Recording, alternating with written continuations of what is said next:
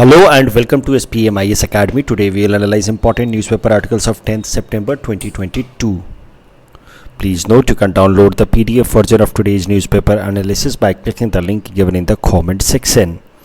You can also join our WhatsApp group through the link given in the description section for more study materials. This is the list of the topics that we will be covering from today's newspaper.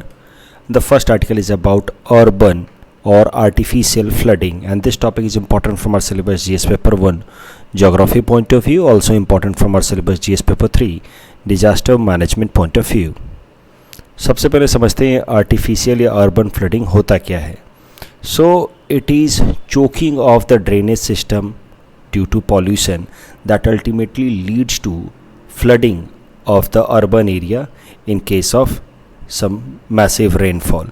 इसको हम लोग urban flooding या artificial flooding कहते हैं. तो urban flooding में होता क्या है कि it leads to inundation of the land and in a construction setting particularly in a densely populated area. सरल भाषा में कहें तो कभी भी अगर तेज़ बारिश हो जाए 2-4 घंटे के लिए और फिर उस कारण से वाटर लॉकिंग हो जाए अर्बन एरिया में, तो इसको हम लोग कहते हैं अर्बन फ्लडिंग. अर्बन फ्लडिंग को कभी कभार हम लोग आर्टिफिशियल फ्लडिंग भी कहते हैं, क्योंकि नेचुरल फैक्टर से ये फ्लडिंग होनी नहीं चाहिए, लेकिन जिस तरीके का कंस्ट्रक्शन हम लोग कर देते हैं mostly because of man made factors ये फ्लडिंग होते हैं, and that is why they are known as artificial flooding. तो हम लोग अर्बन फ्लडिंग या आर्टिफिशियल फ्लडिंग इसलिए डिस्कस कर रहे हैं क्योंकि हाल फिलहाल में आपने ज़रूर देखा होगा न्यूज़ में भी अलग अलग जगहों पे कि बेंगलोर शहर के अंदर कैसे अर्बन फ्लडिंग का मैसिव एक डिजास्टर देखा गया हाल फिलहाल में. Even the high rise societies, the very affluent people who in general had constructed their homes in the higher areas, वहाँ पे भी मैसिव फ्लडिंग का प्रॉब्लम देखा गया. बहुत सारी जो टेक कंपनीज थी वहाँ पे भी वाटर लॉगिंग का प्रॉब्लम देखा गया. सो urban flooding is growing and becoming a problem, a serious problem day after day that is seen in India. Guwahati में तो ये प्रॉब्लम्स थे ही थे, बट हु हैड एक्सपेक्टेड कि बेंगलोर जैसे शहर में भी इस तरह की फ्लडिंग के प्रॉब्लम्स आएंगी. इस तरह के फ्लडिंग के प्रॉब्लम्स पहले कोची में, मुंबई में तो आए ही हैं. 2006 का आपको फ्लडिंग याद होगा, हैदराबाद, चेन्नई में आ चुके हैं. अर्बन फ्लडिंग एक इम्पॉर्टेंट टॉपिक है मेंस पर्सपेक्टिव से. यूपीएससी इस पे 2 बार ऑलरेडी मेंस में सवाल पूछ चुका है, तो आने वाले टाइम में एपीएससी के लिए इम्पॉर्टेंट टॉपिक हो जाता है. क्या कारण है अर्बन फ्लडिंग के? तो अगर नेचुरल फैक्टर्स देखे जाए, अर्बन फ्लडिंग के जो फैक्टर्स हैं उसको 2 पार्ट में हम डिवाइड करके पढ़ सकते हैं, नेचुरल फैक्टर्स एंड एंथ्रोपोजेनिक या man made factors. Natural factors 3 हैं, climate change, hydrological factor and meteorological factor. ये सब तो हैं ही हैं. जैसे क्लाइमेट चेंज के कारण हो क्या रहा है कि अनटाइमली या अनप्रेडिक्टेबल तरीके से बारिश हो रही है, कभी कभार स्टॉर्म हो जा रहा है, क्लाउड बर्स्ट हो जा रहे हैं. पहले एक सीजन होता थे, मतलब 15-20 साल पहले तक भी यू कुड डिफाइन कि किस महीने में लगभग कितनी बारिश होगी, और मोर और less you could predict such kind amount of rainfall and you could prepare for that. लेकिन because of climate change thunder storm, cyclonic storm या रेनफॉल जो है काफ़ी अनटाइमली हो गए, and that has made the planning, urban planning more difficult, and sometimes massive rainfall happens in a very short span of time and that leads to urban flooding. So that is one problem. उसके अलावा natural factor में आएगा hydrological factor and meteorological factor. Hydrological factor मतलब जो ground water है वो पूरी तरह से रिचार्ज हो जाता है. अभी अर्बन फ्लडिंग क्यों होती है? ग्राउंड वाटर पूरी तरह से रिचार्ज हो जाता है, और ग्राउंड वाटर रिचार्ज होने के कारण होता क्या है कि it comes up to the level of the surface, and that is how it leads to urban flooding. तो ये है हाइड्रोलॉजिकल फैक्टर. इस तरीके का हाइड्रोलॉजिकल फैक्टर के कारण अर्बन फ्लडिंग हमने देखा था चेन्नई शहर के अंदर. जब ग्राउंड वाटर, क्योंकि हम लोग कर क्या रहे हैं, मेनली तो कंक्रीट बना दे रहे हैं. ज़्यादातर एरियाज में हम कंक्रीट बना दे रहे हैं इस तरीके का अर्बन एरिया में, मतलब जैसे पत्थरों का रोड बना देते हैं. जैसे जब हम लोग कोई सोसाइटी बनाते हैं तो वहाँ पे कंक्रीट बेस बना देते हैं. तो हो क्या रहा है कि बहुत कम ऐसा एरिया है जहाँ पे वाटर जो है वो सीधा सीधा ग्राउंड वाटर को रिचार्ज करने में जा रहा है, रेन वाटर. बहुत सारा वाटर जो है ऐसे रन ऑफ के तौर पे जा रहा है, और फिर कुछ कुछ जगहों पे जहाँ पे भी उसको स्पेस मिलता है वो फिर नीचे जाता है, लेकिन वो लिमिटेड जगह होने के कारण फिर वो जल्दी भर जाता है, और फिर जो ग्राउंड वाटर है वो अपर लेवल तक आ जाता है, and that leads to flooding. तो this factor is known as hydrological factor, while meteorological factor means heavy rainfall, cyclonic storms and all, these are meteorological factor, मतलब वेदर से related जो फैक्टर्स हैं।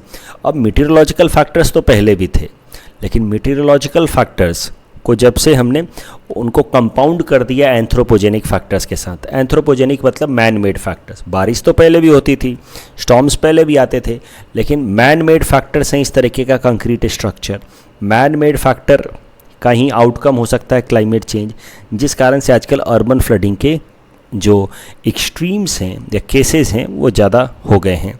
Anthropogenic factor या man made factor में पहला factor आएगा unplanned urbanisation, जहाँ मर्जी आए वहाँ हम घर बना देते हैं, ड्रेनेज सिस्टम को हम ब्लॉक कर देते हैं। कई सारे जैसे भरौल मुख को आपने देखिए कैसा हालत कर रखा है गुवाहाटी सिटी में, अगर आप रहते हो तो हम लोग सब कुछ वहीं डाल देते हैं, सारा जो वेस्ट है, जो सॉलिड वेस्ट है वहीं डाल देते हैं, तो फिर चोकिंग हो जाती है, तो नेचुरली कभी भी मैसिव रेनफॉल हुआ तो फिर वो फ्लडिंग तो होगा ही होगा।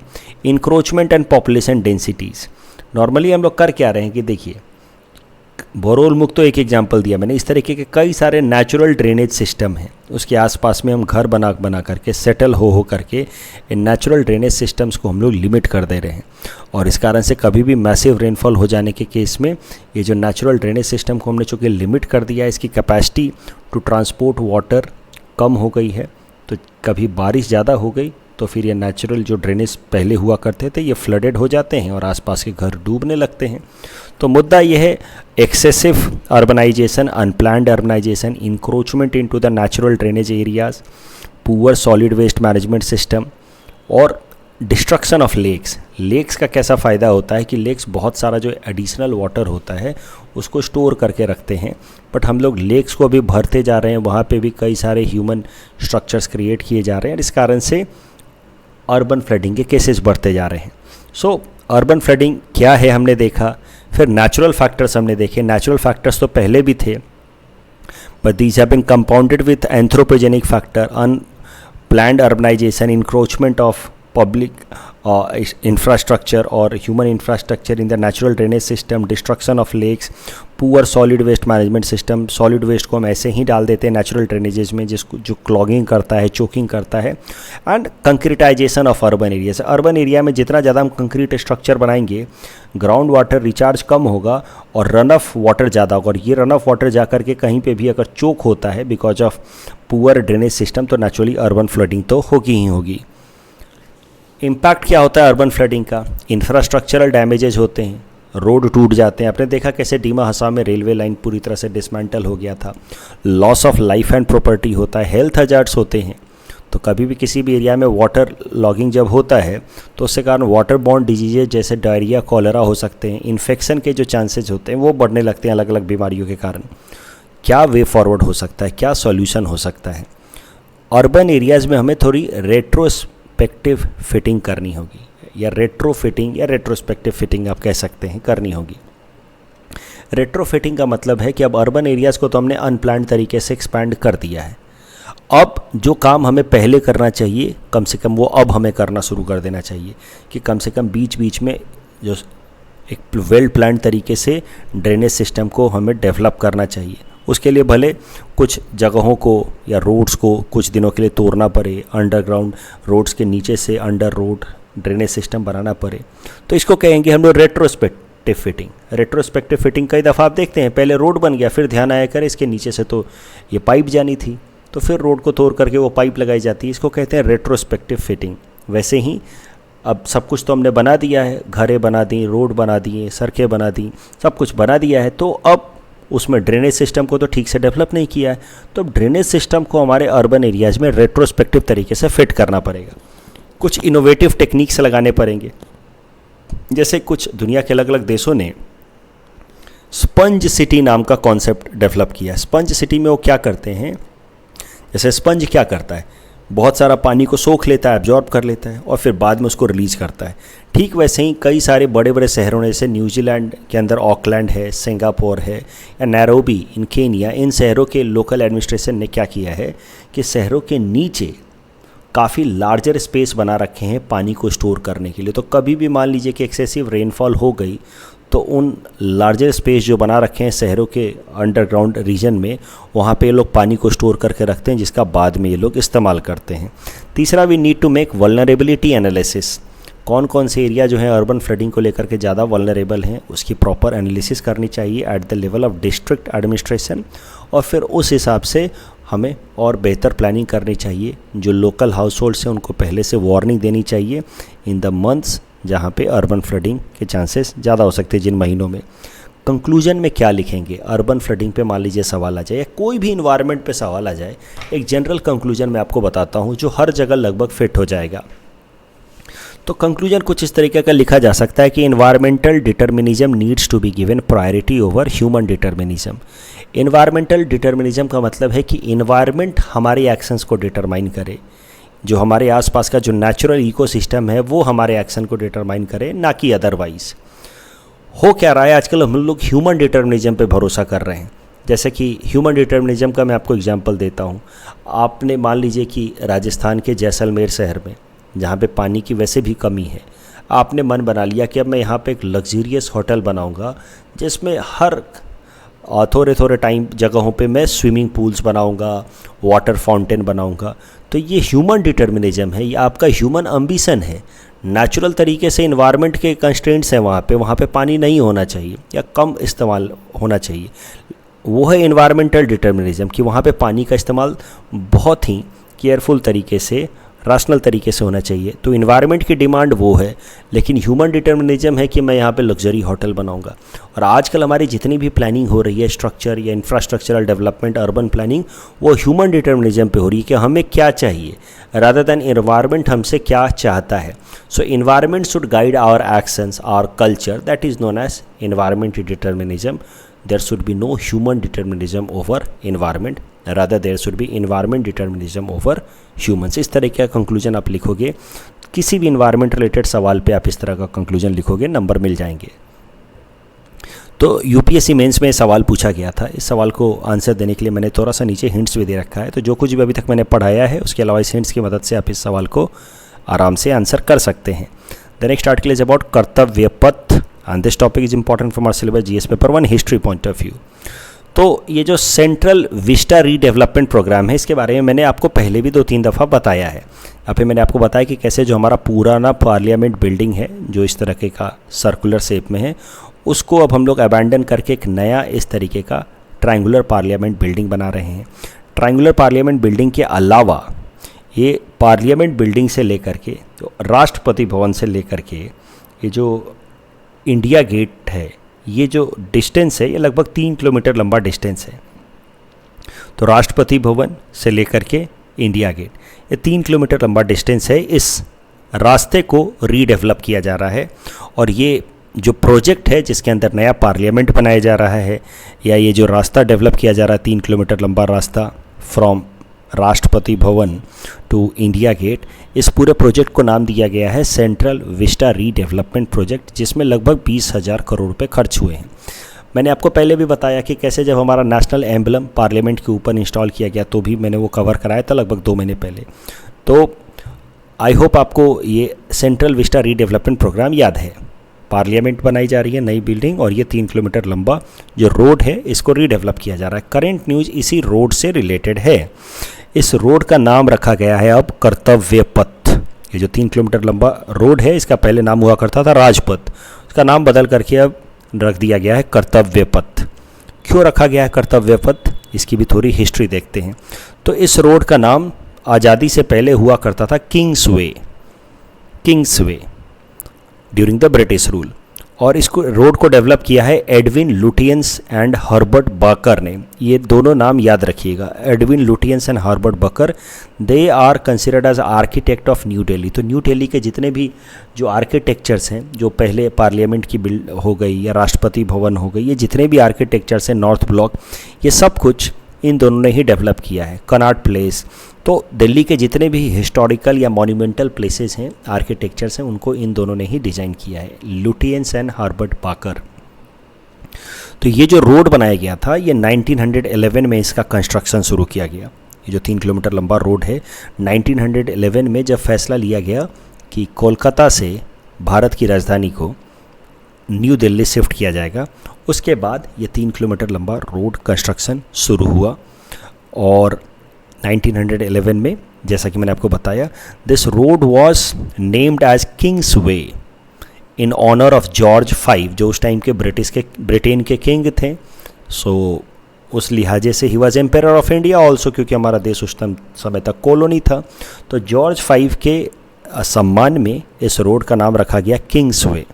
George 5 was also visiting India in 1911, जब ये रास्ते का निर्माण करना शुरू किया गया, क्योंकि 1911 एक इम्पॉर्टेंट ईयर है। उसी साल कोलकाता से दिल्ली हमारी राजधानी शिफ्ट हुई थी। जॉर्ज 5 वॉज विजिटिंग इंडिया और उनके सम्मान में दिल्ली दरबार लगाया गया था और उसी में फिर ये जो रास्ता है उसको हमने डेवलप करना शुरू किया। नाम रखा गया Kings way in respect of George 5। आज़ादी के बाद इसी रास्ते का नाम किंग्स वे से बदल करके रख दिया गया राजपथ। मोरलेस बात एक ही है, राजा का पथ या किंग्स वे, बात एक ही है। और इस कारण से हमारी जो मौजूदा सरकार है उनको ये लगा कि राजपथ जो नाम है वो भी हमारी कॉलोनियल लीगेसी से ही आता है, उसको बदल देना चाहिए। और उसको बदल करके फिर हमारी सरकार ने रख दिया है नाम इसका कर्तव्य पथ। नए भारत में गुलामी के प्रतीकों की अब जगह नहीं है। दैट इज़ द ऑब्जेक्टिव और intention of the current government. उसके अलावा यहाँ पे आप जैसे देख रहे हैं कि ये जो राजपथ था जिसका नाम अब रख दिया गया कर्तव्य पथ, ये राष्ट्रपति भवन से लेकर के यहाँ इंडिया गेट तक 3 किलोमीटर लंबा है। ये जो इंडिया गेट है ये कुछ ऐसा दिखता है, आई होप आप सबने देख रखा होगा। तो इंडिया गेट में अभी तक नीचे पे कोई स्टैचू थी नहीं। It was an empty canopy. ये स्टार्टिंग से ही ऐसे एम्प्टी कैनोपी नहीं था। पहले जब इंडिया गेट को 1920s में बनाया गया as world war 1 memorial on King's way, जिसका फिर हो गया राजपथ और फिर अब नाम रख दिया गया कर्तव्य पथ। तो वर्ल्ड वॉर 1 के बाद इसको एक मेमोरियल के तौर पर डेवलप किया गया। इसको भी डेवलप करने वाले वही हैं सर एडविन लुटियंस। इस इंडिया गेट को अनवील किया लॉर्ड एरविन ने, उद्घाटन किया लॉर्ड एरविन ने। बाद में यहाँ पे जॉर्ज 5 की एक मूर्ति लगाई गई 1936 में, लगभग 50 फीट ऊंची मूर्ति लगाई गई। लेकिन क्विट इंडिया मूवमेंट के टाइम में कुछ जो हमारे क्रांतिकारी लोग थे उन्होंने जॉर्ज 5 की मूर्ति की नाक को तोड़ दिया और लिख दिया डेथ टू द टायरेंट। ये मुंह पे काले रंग से लिख दिया डेथ टू द टायरेंट। आज़ादी के बाद जॉर्ज 5 की मूर्ति को रीस्टोर किया गया, लेकिन लगभग 15-20 सालों बाद जॉर्ज 5 की मूर्ति को भी यहाँ से हटा दिया गया because it was symbol of colonial legacy. तो जो अच्छा नहीं लगता था इंडिया गेट पे जॉर्ज 5 की मूर्ति, तो तब से जब से जॉर्ज 5 की मूर्ति यहाँ से हटाई गई है 1968 से, तब से ये एम्प्टी कैनोपी ही था। और फिर अब भारत सरकार ने फैसला लिया कि यहाँ एम्प्टी कैनोपी नहीं रहेगा, यहाँ पे सुभाष चंद्र बोस, नेताजी सुभाष चंद्र बोस जी की मूर्ति रहेगी। और वो नेताजी सुभाष चंद्र बोस जी की मूर्ति को अब यहाँ इंस्टॉल कर दिया गया है। So now India Gate is no longer an empty canopy. इस टॉपिक के बेसिस पे ये प्रीलिम्स प्रैक्टिस क्वेश्चन हमने आपको दे रखा है। Please attempt this question and you can submit the answer in the comment section. The next article is about red eared slider turtle and this topic is important from our syllabus GS paper 3 environment point of view. तो ये red eared slider turtle को समझने से पहले let us briefly understand the concept of alien species and invasive alien species. सरल भाषा में बोलें, एलियन स्पेसीज वो होता है जो किसी इकोसिस्टम के लिए नया होता है, जो वहाँ को नेचुरली बिलोंग नहीं करता है। तो एक होते हैं इंडिजिनस स्पेसीज जो वहाँ पे नेचुरल तरीके से किसी भी इकोसिस्टम में नेचुरल तरीके से मिलते हैं, और दूसरे होते हैं एलियन स्पेसीज। जैसे हमारे यहाँ तो पोलर बियर नहीं मिलता ना, लेकिन अगर पोलर बियर कहीं से आ जाए हमारे यहाँ पे तो that would be considered as alien species, right. और सारे के सारे alien species invasive alien species नहीं होते। इन्वेसिव एलियन स्पेसीज वो होते हैं जो लोकल इकोसिस्टम को डिस्ट्रॉय करने लगें, जो किसी इकोसिस्टम के लिए नए भी हैं और वहाँ के लिए वो खतरा बनने लगे, तो उनको हम लोग कहते हैं इन्वेसिव एलियन स्पेसीज। कई दफ़ा वाटर बॉडीज़ में कई सारे ऐसे स्पीसीज़ होते हैं एलियन स्पीसीज़ जो फिर ट्रांसपोर्ट हो करके और दूसरे जगहों पे आ जाते हैं और फिर वहाँ जाकर के वो इन्वेसिव एलियन स्पीसीज़ का काम करने लगते हैं। क्योंकि बड़े जो शिप्स होते हैं, यॉट होते हैं, उनको नीचे बैलेंस करने के लिए उसमें पानी भर के रखा जाता है। तो मान लीजिए कि अमेरिकन कोस्ट पे ये यॉट डॉक्ड है, वहाँ पे उन्होंने पानी भरा नीचे शिप के अंदर ताकि वो बैलेंस बना रहे, ताकि वो सिप जो है थोड़ा सा पानी के अंदर रहे, ड्राफ्ट बना रहे और बैलेंस बना रहे। अब वो जब पानी भरा जाता तो कई सारे जो वाटर स्पीसीज़ हैं इस बलास्ट के अंदर आ जाते हैं। फिर ये मान लीजिए सिप अमेरिका से इंडिया आ गया और फिर वहाँ जाकर के बलास्ट का पानी रिलीज़ कर दिया गया जिससे सिप थोड़ा सा ऊपर आ जाए। उस केस में ये एलियन स्पीसीज लॉन्ग डिस्टेंस तक ट्रांसपोर्ट हो जाते हैं। बहुत बार ये alien species they act as invasive alien species means causing damage to the local ecosystem. अब ये करंट न्यूज़ है, it is related to this red eared slider turtles. इसको रेड ईयर्ड स्लाइडर टर्टल इसलिए कहते हैं क्योंकि कान के पास आप देख रहे हैं ये लाल कलर का इसका इस तरह का स्ट्रैप रहता है। और स्लाइडर इसलिए कहते हैं क्योंकि it can easily slide of any surface. अभी जो रेड ईयर्ड स्लाइडर टर्टल है ये ओरिजिनली यूएस या नदर्न मेक्सिको में पाया जाता है। वहाँ पे इसको पेट की तरह लोग रखना पसंद करते हैं। इंडिया में या इंडियन सब कॉन्टिनेंट में ये नेचुरली नहीं मिलता है, तो इंडिया के लिए ये इन्वेसिव स्पीसीज़ है। I am so sorry, India के लिए एलियन स्पीसीज़ है ये। अब इन्वेसिव भी ये होगा क्योंकि आगे हम देखने वाले हैं कि इंडियन इकोसिस्टम को ये डिस्ट्रॉय कर रहा है, तो इस कारण से हम इसको कह सकते हैं इंडिया के लिए इन्वेसिव एलियन स्पीसीज़। अब सवाल ये उठता है, पहले देख लेते हैं। ये है रेड ईयर्ड स्लाइडर टर्टल, लाल रंग के इसके कान हैं, स्लाइड करता है इसलिए रेड ईयर्ड स्लाइडर टर्टल है। मेक्सिको में, यूएस में मिलता है, लेकिन वहाँ पे इनको पेट की तरह रखा जाता है। इंडिया में ये कैसे आ गए हैं इसको लेकर के अभी भी रिसर्च चल रही है। कई सारे लोगों का ऐसा मानना है, रिसर्चर्स का मानना है कि कई सारे लोग जो अमेरिका में रहते थे या मेक्सिको में रहते थे वहाँ से वो इंडिया आए और उन्होंने ये पेट को अपने साथ लेकर के आए इंडिया में। बाद में उनको रखने का मन नहीं हुआ तो उन्होंने इस पेट को ऐसे ओपन एरियाज़ में छोड़ दिए। ऐसा हुआ होगा, ऐसा लोगों का अंदाज़ा है। लेकिन इस तरीके से पेट को ट्रांसपोर्ट करना अलाउड नहीं है, लेकिन हो सकता है इलीगल तरीके से लाया हो। तो ऐसे पेट लाए हैं लोगों ने और ला करके अमेरिका में रहते थे, वहाँ पे इसको पेट की तरह रखा था, फिर इंडिया लेकर के और बाद में इसको मन नहीं किया तो छोड़ दिया जंगलों में। ऐसी कुछ बात हुई होगी, अब जो भी कारण हो, लेकिन मुद्दा ये है कि इस तरह के रेड ईयर्ड स्लाइडर टर्टल्स बहुत सारे हो गए हैं हमारे इंडिया के अंदर and they are invasive alien species. Invasive alien species मतलब लोकल इकोसिस्टम को ये डिस्ट्रॉय कर रहे हैं। They are threat to the local ecosystem of India. How are they threat to the local ecosystem? They are new to the ecosystem and that is why there are no natural predators of them. यहाँ पे इनको कोई naturally Hunt करने वाला, खाने वाला कोई है नहीं। Second, they live longer and eat at a very faster rate as compare to our local turtles. तो इस कारण से over a period of time हमारे लोकल टर्टल्स मर जाएंगे और ये टर्टल्स ही ज़्यादा बचेंगे, रेड ईयर्ड स्लाइडर टर्टल्स, क्योंकि ये लंबे समय तक जीते हैं और ज़्यादा फास्ट तरीके से खाते हैं।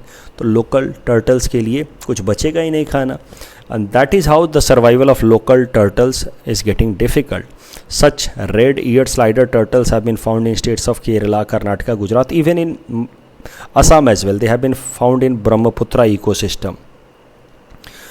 और करंट न्यूज़ ये है कि ये जो रेड ईयर्ड स्लाइडर टर्टल्स हैं इनको दुनिया के 100 worst invasive non native species में इंक्लूड कर लिया गया. मतलब धीरे धीरे, अभी तो कुछ दिनों पहले तक तो माना जा रहा था कि चलिए ठीक है, दे आर एलियन स्पीसीज, लेकिन फिर पता चला कि no they are threat to local ecosystem also. That means they are invasive alien species. अब और पता चल रहा है कि दे आर मोर डेंजरस, और अब they are been included into top 100 invasive alien species across the world. North east की अगर बात की जाए तो नॉर्थ ईस्ट में हमारे बहुत सारे टर्टल्स और टॉर्टोइज स्पीसीज़ मिलते हैं. इनफैक्ट इंडिया के जितने भी टर्टल या टॉर्टोइज स्पीसीज़ हैं उसका अकेला 72% स्पीसीज़ हमारे नॉर्थ ईस्ट के अंदर मिलता है. तो north east can be considered as region having diverse ecosystem as far as turtle and tortoise species are concerned. इस टॉपिक के बेसिस पे प्रीलिम्स प्रैक्टिस क्वेश्चन हमने आपको दे रखा है. Please attempt this question and you can submit the answer in the comment section. The next article is about Assam Mala project and this topic is important from our syllabus GS paper 5 Assam issues point of view. Current news ये है कि लगभग 30 ऐसे परिवार हैं गुंजुंग दीमा हसाओ के जिन्होंने Guwahati high court में केस किया है असम सरकार के खिलाफ कि उनको ड्यू कंपनसेशन नहीं मिला जब सरकार ने उनकी ज़मीन असम माला प्रोजेक्ट के लिए अक्वायर किया. तो अब ये न्यूज़ हमारे किसी काम का नहीं है. मैंने ये आर्टिकल बस इसलिए कवर किया है ताकि आपको ब्रीफली बता सकूं about this project Assam Mala project. इसका मेन गोल है कि जो स्टेट हाईवेज हैं और मेजर डिस्ट्रिक्ट रोड्स हैं उनको डेवलप किया जाए। इसका मेन गोल ये भी है कि जो नेशनल हाईवेज और रूरल रोड्स हैं उनके बीच में एक अच्छी कनेक्टिविटी डेवलप की जाए। That is the goal of Assam Mala project. Assam Mala project के अंतर्गत इफ़ेक्टिव मेंटेनेंस करना भी गोल है रोड्स का, और इसके लिए असम माला प्रोजेक्ट को डेवलप किया जा रहा है in association with road asset management system ramps. ये जो रोड एसेट मैनेजमेंट सिस्टम है ये भारत सरकार द्वारा चलाई गई एक इनिशिएटिव है जिसके अंदर रियल टाइम डेटा कलेक्ट किया जाता है रोड कंडीशंस का और उसके मेंटेनेंस का। तो ये भारत सरकार चला रही है नेशनल हाईवेज़ के लिए, और उससे कुछ और इनपुट लेकर के असम सरकार उसका इस्तेमाल कर रही है असम माला प्रोजेक्ट के लिए। So Assam Mala project is acting in coordination with the RAMS system developed by central government. Next article is about different pension schemes of Assam government. This topic is important from our syllabus GS paper 5 Assam issues point of view. तो ये article में कुछ कुछ बातें लिखी गई कि हर महीने के 10 तारीख को पेंशन स्कीम्स के पैसे रिलीज हो जाएंगे। तो कुछ कुछ पेंशन स्कीम्स के बारे में बोला गया है, वो पेंशन स्कीम्स के कुछ फीचर्स देख लेते हैं। जैसे शहीद कुशल कुंवर वृद्धा पेंशन स्कीम, इसमें हर एक वो आसाम के रेजिडेंट जिनकी एज 60 साल से ज़्यादा है वो एलिजिबल हैं इस पेंशन स्कीम के लिए।